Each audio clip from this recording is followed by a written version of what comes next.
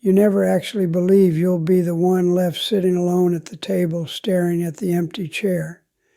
Not really. You say the vows, until death do us part. You know it's in the contract. But in your gut, you have this fantasy that you'll both go out together, maybe holding hands in your sleep like some Hollywood ending. Or if you're being honest, you hope you go first so you don't have to face this deafening silence. But life doesn't care about your plans. My name is Victor. I'm 79 years old, and 5 years ago I buried the woman I spent 53 years with. Her name was Elena. She was my wife, my backbone, my memory when mine started to slip, and the only person who could tell me to shut up and make me laugh at the same time. When she died, it didn't feel like a shift. It felt like the world had been amputated. Everything looked the same, but the color had been drained out of it. For a long time, I didn't think I'd survive it. I'd wake up reaching for her side of the bed, and hitting that cold, flat sheet was like taking a punch to the gut every single morning. Grief is a beast. It's not a straight line. It ambushes you. It hits you in the hardware store when you see the paint color she picked out for the kitchen, or when the sun hits her reading chair and you realize no one is sitting there. People told me time heals all wounds, that I just needed to move on, but those people never loved anyone the way I loved Elena. You don't move on from a love like that. You learn to carry the weight without collapsing. Over these past 5 years, I've learned some brutal truths, hard lessons, things I wish someone had the guts to tell me during those first sleepless nights when I was staring at the ceiling, wondering what the point of breathing was. That's why I'm telling you this today. Not as a shrink, not as a priest, but as a man who walked through the hell of grief and is still walking it. If you've lost your spouse, or if you're terrified of the day you might, listen to me. Here are 5 things you must never do when your partner dies first. These aren't suggestions. These are mistakes I made, and I don't want you to be as stupid as I was. Let's get to it. First, do not become a hermit. The day after Elena's funeral, I locked the door and pulled the blinds. I turned on the TV just to have noise, to drown out the quiet. I ignored the phone. My son knocked. I told him to go away. Neighbors brought food. I let it rot on the counter because I didn't have the stomach for pity lasagna. I didn't want company. I didn't want to hear she's in a better place, because the only place she belonged was here. But here is the cold truth. Isolation doesn't protect you. It eats you alive. I thought silence would numb the pain, but it only made it louder. It was like a wound I refused to bandage. I wasn't living. I was just waiting to die.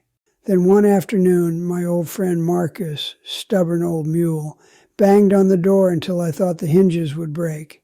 He didn't ask how I was. He just handed me black coffee and said, "Get on the porch, Victor." So we sat. We didn't talk about feelings.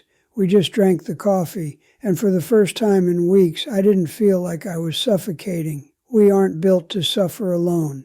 We heal when someone else is there to witness the pain. So answer the damn door, pick up the phone, let people in. Even if you hate it, you cannot carry this cross by yourself. Second, don't burn your bridges too soon. When Elena died, I wanted to scorch the earth. I thought if I sold the house, donated her clothes, and burned her journals, the ghost of her would stop haunting me. I had the boxes packed. I called the realtor. I was ready to run. But my daughter, Anna, looked me in the eye and said, "Dad, running away won't make you forget. You take the grief with you." She was right. In grief, you're irrational. The pain is so loud you think changing your zip code will fix it. That is a dangerous mindset. So I stayed. I unpacked the boxes. I kept her books. Some days looking at them tore me apart, but eventually they became an anchor. Her handwriting, her old coat, the chipped mug she refused to throw out. These aren't just things. They are evidence that she existed. Do not make life-altering decisions when you are out of your mind with grief. Wait. Let the fog clear. Decide from a place of logic, not panic. Third, stop neglecting your body. I stopped eating. A piece of toast here, a coffee there. I lost 20 pounds in a month because food tasted like ash. I stopped taking my heart pills. I skipped the doctor. I thought, who cares? I'm old. She's gone. Let it in.